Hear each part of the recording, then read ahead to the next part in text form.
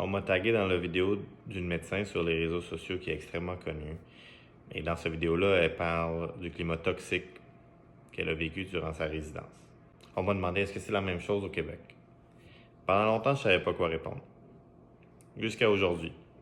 Parce qu'on est le 5 septembre et c'est la journée de la prévention du suicide.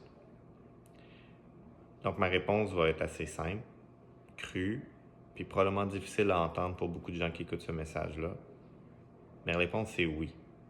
Oui, au Québec, il y a encore de l'harcèlement et de l'intimidation dans les hôpitaux, dans les cliniques, dans les facultés, dans la culture médicale.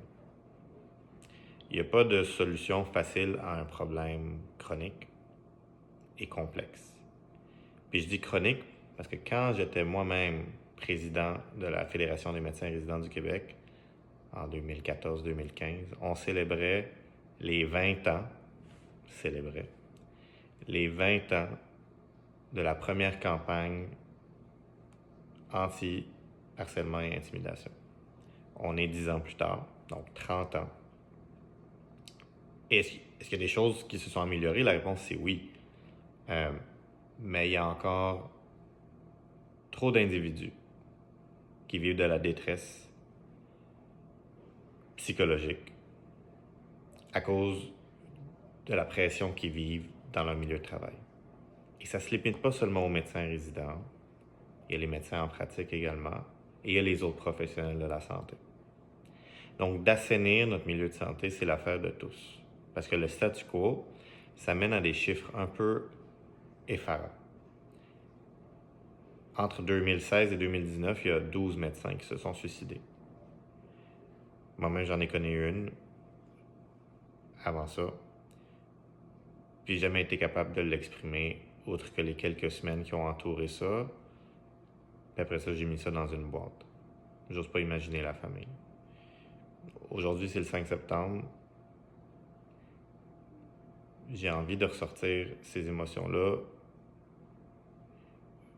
parce que j'ai une tribune, puis que je me dis que ça serait pas correct de pas l'utiliser pour parler de ce qui devrait pas être tabou, mais qui l'est encore.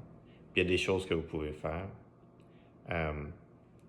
Vous pouvez partager ce message-là, parce que c'est sûr que de parler de s'enlever la vie, l'algorithme n'aimera pas ça. Mais ici, il s'agit de faire de la prévention. De deux,